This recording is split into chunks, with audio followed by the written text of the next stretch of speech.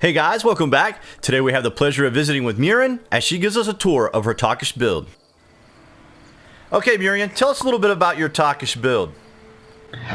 So my Takish build started as just an experimentation to see if I could make the shapes that were going to be needed to build something for the Takish competition.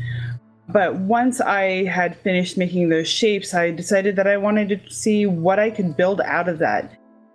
So I made a dome that was really big, but had the play space that I thought would be awesome to have inside of a finished Takish tower. And the rest kind of grew out of that. As I was building it, I thought that it would be great to turn it into a university or a library of some sort. I ended up with not enough time to do that, so it's a very generic build in most areas, but there are a couple of floors that are very library-like. So in the pavilion there are two teleporters. The one on the right goes to the bottom of the tower, and the one on the left goes to the top of the tower. If you follow me, we can go into the bottom of the tower. You'll notice that the teleporters are recessed and raised. The recessed teleporters go to the floor below, and the raised teleporters go up to the floor above. As we work our way through the tower, you'll probably notice that the floors generally get bigger as we go up.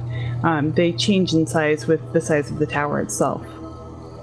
So the floor we entered on was the entryway for the tower. We're now on the second floor, which is a waiting room for whatever the visitor to the tower might be doing.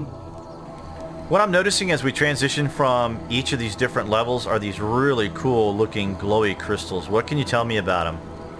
That's actually a funny story. On the last day of building for the competition, Spider Oz was running through the tower looking to see if there was any finishing touches he could help with, and he saw that this room was a little bit dull, so he added in those crystals and asked me to come take a look, and I absolutely loved them, so they stayed. I used the ramp in this room to give an alternate way of transitioning between floors. It's actually the same as the ramp sort of angle that you can see from the outside of the tower, and just comes into the inside and forms a ramp to move between the two floors. The lamp next to me was actually made by Spider Oz, and as I was talking about earlier, when he was taking a look at the tower for some finishing touches, he suggested that this would be a good addition of lighting to this room. In many of the Takish builds, we see this blue crystal. What does the blue crystal symbolize for the Takish people? The blue crystal is the source of the Takish magic. They use it to contain the magic, and in the towers in particular, it's used to hold the magic that keeps the tower levitating. They use the crystal as a magic source for other things as well. You'll see it used in places as a decoration where there might be magic either helping hold a bridge afloat or keeping enemies at bay in a fortress. In this design, what were some of the challenges you had to deal with and overcome? The biggest challenges were putting a curve on a curve. In the concept art, they show the bottom edges of the different tower segments having a curved cut, and I ended up actually using a flat cut for most of them, but then having a curved cut on the bottom pieces. That curved cut was pretty challenging to get in place and not have messy. The other big challenge was getting these stripes that you see on the walls in this room to come out clean without messing up the curve of the wall and the stripe itself. This room is one of the two libraries in the building.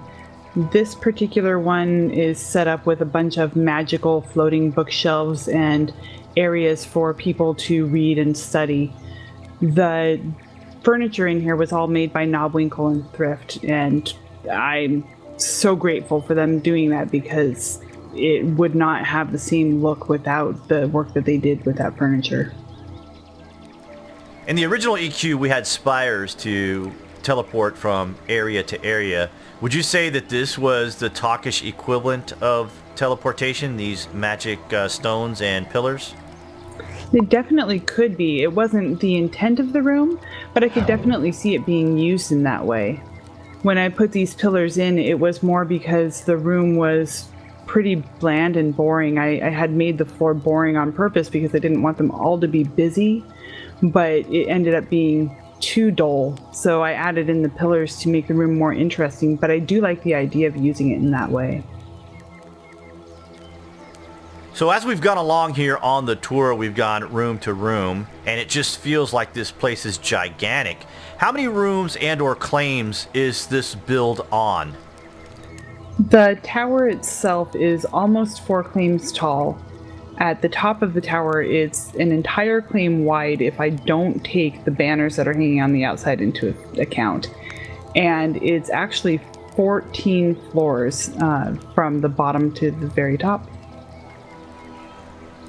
So now we reach the final area of the build here, which in Takish style is an observation dome.